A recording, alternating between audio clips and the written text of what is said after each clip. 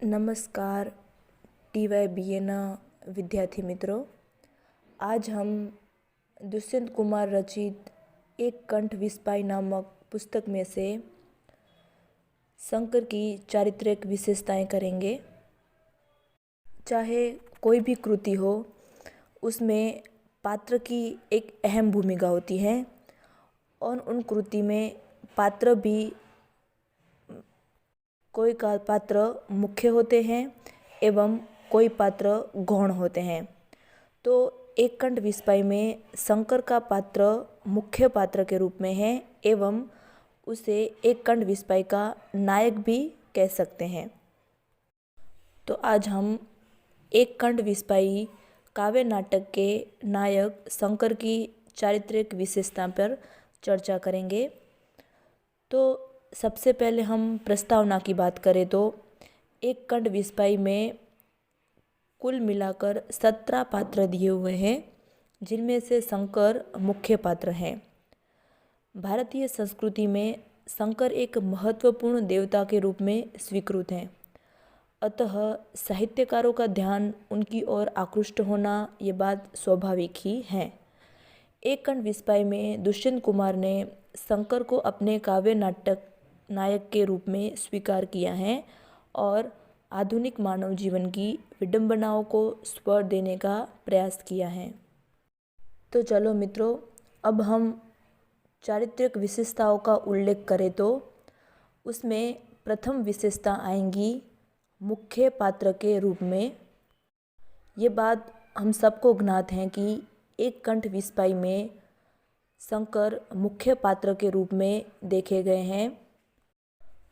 पूरी काव्य नाटक शंकर के इर्द गिर्द ही घूमती हैं। शिव सती प्रसंग के आधार पर ही यह काव्य नाटिका लिखी गई है।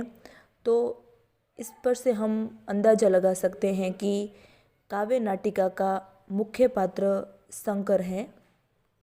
अब हम दूसरी विशेषता ले तो काव्य नाटक का नायक, तो शंकर हैं वो मुख्य पात्र के रूप में होने के साथ साथ वह काव्य नाटिका का नायक भी है। दूसरे शब्द में कहें तो शंकर एक कंठ विस्पाई का हीरो माना जाता है।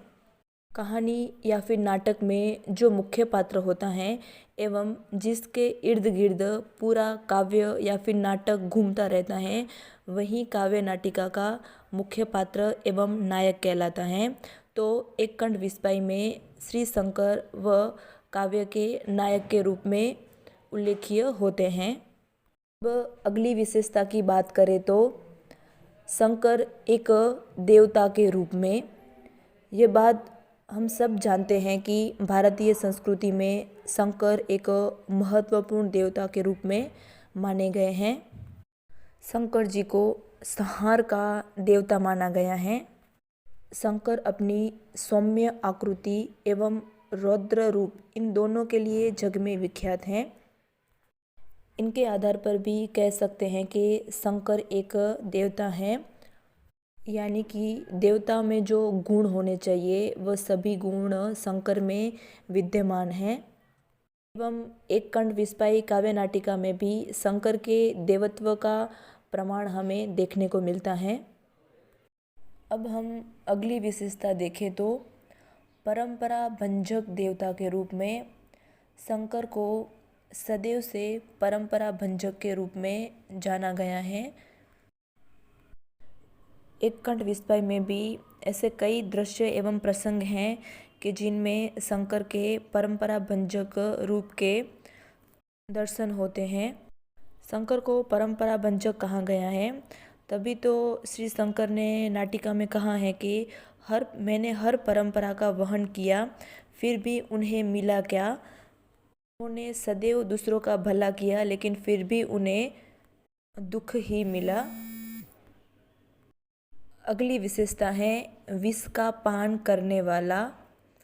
अब यह बात से हम सभी ज्ञात हैं कि शिव शंकर को विष का पान करने वाला माना गया है, अर्थात समुद्र मंथन के समय शिव ने अमृत के स्थान पर विष का पान किया था और इसी वजह से शिव को विष का पान करने वाला माना गया है और शिव विष का पान करने के ही अधिकारी हैं।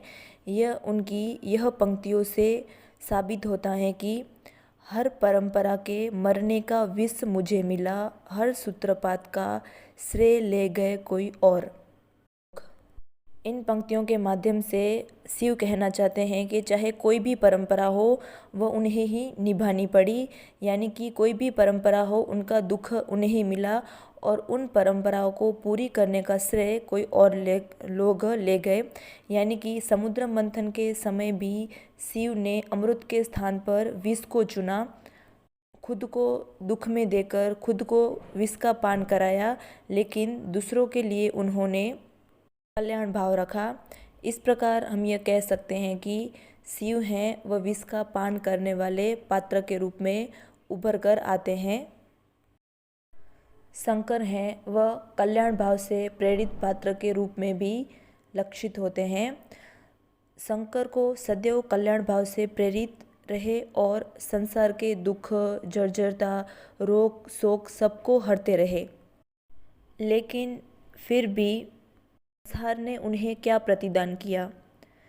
शंकर तो सदैव से आशुतोष माने जाते रहे, अतः अन्य देवताओं जैसा भव्य सम्मान उन्हें कभी अपेक्षित नहीं रहा। इस प्रकार शंकर दूसरों के प्रति सदैव कल्याण भाव से प्रेरित हुए, लेकिन संसार ने उन्हें केवल दुख और वेदना ही दी।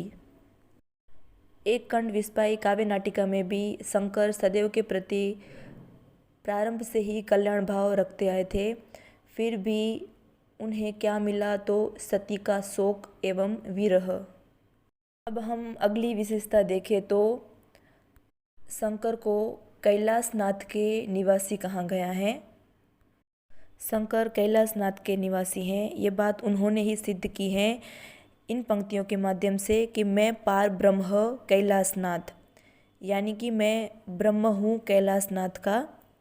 शंकर अपनी पत्नी सती के साथ कैलाशनाथ में रहते थे, अतः शंकर को कैलाशनाथ का निवासी माना गया है। शंकर कैलाशनाथी हैं, इस बात का उदाहरण हम इन पंक्तियों में भी देख सकते हैं। वीरिणी अपने पति दक्ष से कहती हैं कि यदि कैलाशनाथ रह गए उपेक्षित तो अपनी सब प्रजा क्या कहेगी। तो इन पंक्तियों के माध्यम से भी हम समझ सकते हैं कि शिव शंकर हैं वह कैलाशनाथ के निवासी हैं। शिव शंकर को कालजयी व्यक्तित्व माना गया है, तो उनकी एक विशेषता यह है कि शंकर कालजयी व्यक्तित्व के रूप में शंकर एक कालजयी व्यक्तित्व के रूप में है। बात इन पंक्तियों से ज्ञात होती है, मैं निर्माता, मैं कालजयी व्यक्तित्व, स्वयंभू महादेव, ये सारे संबोधन हैं कितने क्रूर व्यंग्य जो करते आए हैं मेरे संग छल सदैव। अब इन पंक्तियों के माध्यम से हमें ज्ञात हो जाता है कि शंकर वे स्वयं निर्माता हैं एवं कालजयी व्यक्तित्व एवं महादेव होने, इतने सारे संबोधन होने के साथ भी उनके साथ सदैव छल ही हुआ है, सदैव उनके साथ क्रूर भरे व्यंग्य ही उन्हें देखने को मिले हैं। शंकर ये सोचने पर विवश हो जाते हैं कि आज तक जो भी सम्मान उन्हें दिया गया वह सम्मान क्या वास्तविक था, क्योंकि यदि ये सम्मान वास्तविक होता तो उनके साथ सदैव छल ना होता। शंकर की अगली विशेषता है कि महादेव के रूप में विख्यात। यह बात से तो हम सभी ज्ञात हैं कि शंकर को महादेव कहा गया है, यानी कि शंकर के कई सारे नाम हैं जिसमें से उनका एक नाम है महादेव। ये कहते हैं ना कि देवों के देव महादेव, तो शंकर को महादेव के रूप में भी माना गया है और एक खंड विस्पाई में भी शंकर को इसी नाम से संबोधन किया गया है कि महादेव। तो इसी बात के लिए सती कहती हैं कि मेरा तो क्या है, मैं तो प्रजा में खड़ी होकर भी यह यज्ञ देख लूँगी, इससे मेरी मर्यादा नहीं घटेगी, पर मेरे महादेव शंकर का स्थान वहाँ सर्वोपरि आसन के निकट रहें। तो यहाँ भी सती ने शंकर को महादेव के रूप में माना है। फिर अगली पंक्ति है जो दक्ष क्रोधित दक्ष अपनी पत्नी वीरिणी को कहते हैं कि बार बार शंकर को महादेव बतलाकर, उसका तेज बतलाकर क्या तुम मुझे डराना चाहती हो। तो ऐसे तो कहीं कितने सारे संबोधन हैं जिससे हमें ज्ञात होता है कि महादेव हैं यानी कि शंकर हैं, उनको महादेव के रूप में माना गया है। तो इस प्रकार हम कह सकते हैं कि शंकर हैं वह महादेव के रूप में प्रख्यात हैं। अगली विशेषता देख सकते हैं कि सर्वहित करने वाला नायक। शंकर को सर्वहित करने वाला नायक माना गया है। शंकर सोचते हैं कि उन्होंने सदैव परोपकार किया, सर्वहित किया। उन्हें स्वयं निर्माता और कालजयी माना जाता है, लेकिन संसार ने उनके साथ सदैव छल एवं कपट किया है। शंकर को जो वास्तविक सम्मान मिलना चाहिए था वो उन्हें कभी प्राप्त ही नहीं हुआ, भले उन्होंने सबके साथ परोपकार एवं सर्वहित किया हो। यहाँ तक कि दक्ष के इतने बड़े यज्ञ में सभी देवगण उपस्थित थे, लेकिन किसी ने भी दक्ष को समझाने का प्रयास नहीं किया या फिर तो उसका विरोध नहीं किया। तो इस बात से शंकर कह सकते हैं कि उन्होंने सबके साथ सर्वहित किया, परोपकार किया, लेकिन संसार ने उन्हें हमेशा प्रत्युत्तर में छल एवं कपट ही दिया है। और इन्हीं के कारण शंकर कहते हैं कि देवत्व और आदर्शों का परिधान ओढ़ा मैंने क्या पाया, यानी कि उन्होंने सदैव देवत्व और देवत्व के साथ उन्होंने सदैव आदर्शों का पालन किया है। इतना सब कुछ करने के बाद भी शंकर को क्या मिला, यह एक प्रश्न है जो शंकर सबके सामने उपस्थित करते हैं। शंकर की चारित्रिक विशेषताओं की बात करें तो संसार से उपेक्षित पात्र। शंकर ने इस नाटिका में यह स्वयं सिद्ध किया है कि वह एक संसार से उपेक्षित पात्र हैं या फिर तो छले गए व्यक्ति हैं। दक्ष ने अपने यज्ञ में उन्हें आमंत्रित न करके उनकी उपेक्षा की और अपनी इस उपेक्षा पर वह प्रतिक्रिया व्यक्त करते हुए कहते हैं कि इतने बड़े बड़े संबोधनों से विभूषित करना और विविध प्रकार से स्तुति करना तो शब्दों के माध्यम से व्यंग्य करना है। इस प्रकार मनुष्य और देव समाज ने हमेशा उनकी उपेक्षा ही की है, यानी कि वह संसार एवं समाज से उपेक्षित पात्र ही रहे हैं। ये विशेषता है सती के पति के रूप में। शंकर भगवान हैं वह एक कंठ विस्पाई में सती के पति के रूप में नजर आते हैं। राजा दक्ष हैं वह सती एवं शंकर के विवाह को योग्य नहीं मानते और इसी कारण दक्ष कहते हैं कि इन दोनों का विवाह कभी संभव नहीं हो सकता, क्योंकि शंकर ने सती को बहलाकर फुसलाकर एवं महादेवत्व का जाल बिछाकर उनसे परिणय विवाह संभव किया है। लेकिन सती हैं वह केवल शिव शंकर को ही अपने पति के रूप में स्वीकार करती हैं। तो इस प्रकार हम कह सकते हैं कि शिव शंकर हैं वह सती के पति के रूप में देखने को मिलते हैं।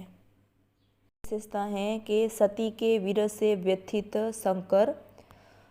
तो शंकर को सती से अधिक मोह था।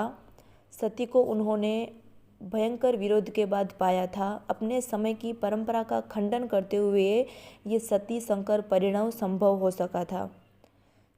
तो हमें इन्हीं तथ्यों से ज्ञात हो जाता है कि शंकर को सती से कितना मोह था।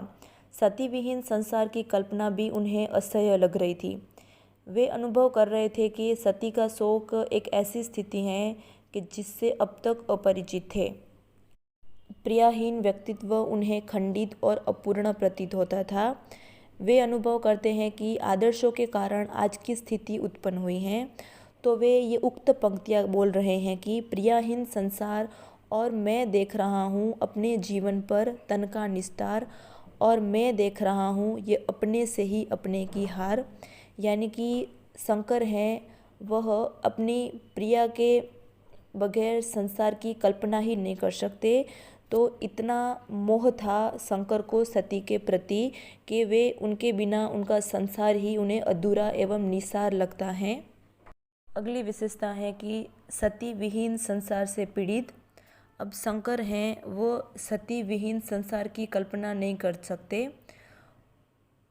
शंकर को सती के बिना जीवन अधूरा लगता है, निसार लगता है। और सती के वीर से वह इतने पीड़ित एवं दुखित हो गए थे कि वे सती के शव से बातें कर रहे थे। तो वह सती से कहते हैं कि अपनी मृत सती से वे बातें करते हुए उन्हें बतलाते हैं कि चलो अलकनंदा की ओर चले अब प्रेयसी, वहाँ तुझे मैं स्नान कराऊंगा उस जल में, फिर चंदन से मांग भरूंगा, फूट फूट कर रोऊंगा कुछ देर वहाँ, फिर बाहों में तुझे उठाकर हृदय लगाकर सुधियों का आह्वान करूंगा, फिर तुझको लेकर मैं वन के हर उस कोने में विचरूंगा, तेरे साथ जहाँ जीवन के सर्वोत्तम क्षण मैंने भोगे, चलो अलकनंदा की ओर चले अब प्रेयसी। तो इन पंक्तियों के माध्यम से हम समझ सकते हैं कि शंकर हैं वो सती के विरह से व्यथित, सती विहीन संसार से पीड़ित एवं शोक संतप्त थे। वे अपनी मृत पत्नी से भी इस तरह बातें कर रहे थे कि जैसे वह जीवित हो, जैसे वह उनके साथ अपना समय बिता रहे हो। इस प्रकार शंकर हैं वो सती के मोह में विरक्त थे। अगली विशेषता है शोक संतप्त शंकर। शंकर को लगता है कि वे अब तक जिस जीवन पद्धति को अपनाए हुए थे वह पूर्णतः गलत थी। अपने चारों ओर बुने हुए छल के जाल को तोड़कर बाहर निकलना होगा। जीवन के जिस यथार्थ से अब तक वे साक्षात्कार नहीं हुआ था उसे भी अब उन्हें पाना होगा। तो शंकर कहते हैं कि मैं ऊब चुका हूँ इस महिमा मंडित छल से, अब मुझे स्वयं का वास्तव सत्य पकड़ना है। जिन आदर्शों ने मुझे छला है कई बार, मेरा सुख लूटा है, अब उनसे लड़ना है। अब हैं देवता को शत्रु मानने वाले। अब शंकर हैं वह सती के मोह में इतना विरक्त हो गए थे कि वे संपूर्ण देवतागण को अपना शत्रु मान बैठे हैं। वह सती के शव को कंधे पर डालकर जा रहे हैं। शोक की इस अवस्था में स्वर्ग के अन्य देवता भी उन्हें शत्रु लगते हैं। शंकर का मन व्यथा से भर उठता है कि अगर देव समाज उनका सहायक होता तो उन्हें भी दक्ष द्वारा आमंत्रित किया जाता। शंकर का मानना है कि मेरे अपमान का कारण बने देवताओं को किसी भी प्रकार से क्षमा नहीं किया जा सकता। देवलोक देवलोक देवलोक जो कि इस परिस्थिति का नाथ है, नियंता है, मृत्यु का निमित्त और प्रेयसी का हंता है, मैं उसको क्षमा नहीं कर सकता। इन पंक्तियों के माध्यम से हम कह सकते हैं कि शंकर का क्रोध है वह संपूर्ण देव समाज के ऊपर है। उनका मानना है कि अगर देवगण ने दक्ष को ऐसा करने से रोका होता और दक्ष अगर ये यज्ञ का आयोजन ही ना करते और दक्ष इस बात को बुलाकर मुझे इस यज्ञ में आमंत्रण देते तो सती का क्रोध ना भड़कता और सती इस हवन में अपना दाह ना कर देती। यह सोच सोच कर ही शंकर का क्रोध व देवताओं को ऊपर बढ़ता जाता है और शंकर देवताओं को शत्रु मान बैठते हैं। आगे की विशेषता है अपमानित पात्र के रूप में। अब इन संपूर्ण काव्य नाटिका को पढ़कर हम तो इतना ज्ञात हैं कि शंकर हैं वह एक अपमानित पात्र के रूप में थे, क्योंकि राजा दक्ष ने केवल शंकर का अपमान करने हेतु ही इतने बड़े यज्ञ का आयोजन किया था। दक्ष ने समस्त देवगण एवं ऋषिगण को अपने यज्ञ में आमंत्रित किया था, केवल अपने जामाता शंकर को ही आमंत्रण नहीं भेजा था।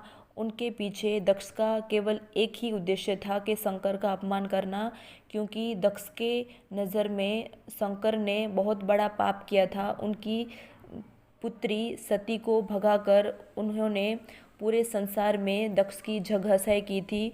तो अपने इस क्रोध के कारण, अपने इस भावना का बदला लेने के लिए ही दक्ष ने इतने बड़े यज्ञ का आयोजन किया और उसके पीछे भी यही कारण था कि दक्ष का ऐसा मानना था कि समस्त देवगण एवं ऋषिगण को इस यज्ञ में उपस्थित पाकर एवं शंकर अपने आप को वहाँ पर अनुपस्थित पाएगा तो शंकर है वो अपने आप को अपमानित महसूस करेगा। तो अपनी केवल बदला लेने के लिए ही दक्ष ने इस यज्ञ का आयोजन किया और उसका उद्देश्य भी मात्र एक था कि शंकर को अपमान करना, उनसे अपने अपमान का बदला लेना। तो इस बात से हमें ये ज्ञात होता है कि शंकर एक अपमानित पात्र के रूप में भी देखे गए हैं। अब अगली विशेषता है त्रिलोक का रक्षण करने वाला। श्री शंकर भगवान को त्रिलोक का रक्षण करने वाला देवता माना जाता है। तो शंकर कहते हैं कि आज तक उन्होंने त्रिलोक का रक्षण किया, वहीं त्रिलोक और देवता उनके क्रोध का भाजन बनेंगे। यानी कि जिन त्रिलोक का आज तक उन्होंने रक्षण किया है, वहीं त्रिलोक में बसने वाले देवता आज शंकर का क्रोध देखेंगे। वे मृत सती से कहते हैं कि महाकाल का तांडव फिर होगा तो तीनों लोकों में मज्जा दिखेगी नहीं, केवल रुधिर होगा और प्रिया तेरे इन चरणों में शीघ्र उस परिस्थिति का, उसके नियंता का सिर होगा। इस प्रकार हमेशा त्रिलोक की रक्षा करने वाले शंकर आज उसी त्रिलोक पर अपना क्रोध बरसाने को विवश हो उठे हैं। अगली विशेषता देखें तो सामान्य मानव के रूप में, यहाँ शंकर को सामान्य मानव के रूप में माना गया है क्योंकि शंकर हैं वो सामान्य मानव की भांति सती की मृत्यु का सत्य स्वीकार नहीं कर पा रहे हैं। सती के प्रति उनका लगाव और मोह का रूप धारण कर चुका है, इसलिए समस्त संसार उन्हें शत्रु लगता है। यहाँ पर शंकर की एक विशेषता बताई गई है कि वह सामान्य मानव के रूप में है क्योंकि यदि हमारे जीवन में से कोई बिछड़ जाता है या दूर चला जाता है तो हमारे सामान्य मानव उनके प्रति दुख व्यक्त करता है, विरह हो जाता है, मोहांध हो जाता है। उसी प्रकार शंकर भी यहाँ सामान्य व्यक्ति जैसे सती के विरह में दुखी एवं व्यथित हो गए हैं। तो यहाँ पे शंकर की एक विशेषता ये भी मानी जाएगी कि शंकर एक सामान्य मानव के रूप में है। अब आगे की विशेषता है कि सती के विरह में क्रोधित शंकर। अब शंकर वो सती के विरह में इतने व्यथित हो गए थे कि अब उन्हें समस्त देवगण के ऊपर क्रोध आ रहे हैं। शंकर का पराजय बोध उन्हें धिक्कार तक ले जाता है। वे अपने सामर्थ्य, देवत्व और पुरुषत्व के विषय में पुनः विचार करने को विवश हो जाते हैं। उन्हें लगता है कि वे अब तक एक संपूर्ण चेतना बोध लिए हुए थे, तभी तो वे व्यवस्था और उसके छल को समझ नहीं पाए, और अब वे जागृत हो गए हैं, तब तो वे अकेले और अपूर्ण रह गए हैं। तो शंकर कहते हैं कि धिक् मेरा देवत्व कि जिसकी कायर गाथा, धिक् मेरा सामर्थ्य कि जिसने टेका माथा, धिक् मेरा पुरुषत्व कि जिसका बोध अधूरा, धिक् मेरा जीवन जिसका प्रतिशोध अधूरा। तो इस प्रकार हम देख सकते हैं कि शंकर हैं वो सती विहीन से क्रोधित होकर अपना प्रतिशोध सबके ऊपर बरसा रहे हैं। की अगली विशेषता देखी जा सकती है तो शंकर को अलौकिक व्यक्तित्व के स्वामी माना गया है क्योंकि सभी स्वर्ग के देवगण एवं ऋषिगण ये विचार विमर्श कर रहे हैं कि शंकर हैं वह एक अलौकिक व्यक्तित्व के स्वामी हैं, फिर भी वह लौकिक संवेदना पर इतने हावी क्यों हो रहे हैं, यानी कि शंकर को अलौकिक व्यक्तित्व माना गया है। तो सती के विरह से ये इतने व्यथित क्यों हो गए हैं, सती के मृत्यु से वह इतने पीड़ित होकर में इतना हाहाकार उन्होंने क्यों मचाया है। तो उन्हीं की इस बात से ये ज्ञात होता है कि शंकर हैं वह अलौकिक व्यक्तित्व के स्वामी भी हैं। अब हम देखें तो शिव को आधुनिक युवा पीढ़ी का प्रतिनिधित्व करने वाला पात्र माना गया है। शिव सदा से परंपरा भंजक के रूप में जाने जाते हैं। इस रूप से समाज की गतिशीलता के लिए कार्यरत हैं और युवा पीढ़ी को विकासशील कार्य के लिए प्रेरित भी करते हैं।